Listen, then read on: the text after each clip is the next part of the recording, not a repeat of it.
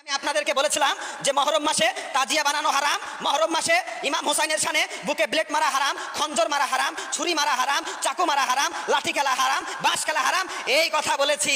আর মানুষের মধ্যে একটা কোলাহল সৃষ্টি হয়ে গেছে, মানুষ নিয়ে আমাকে নিয়ে সমালোচনা করতে আরম্ভ করেছে। শোনেন, হারাম বলেছি হারাম, যেটা হারাম হারাম। এ প্যারে মুসলমান, গর্দন যদি চলে যায় তারপরে বলবো হারাম হারাম হারাম।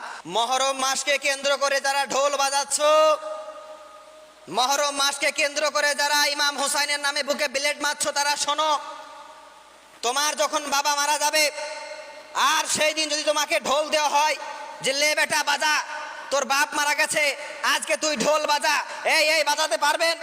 বাজাতে পারবেন বলেন?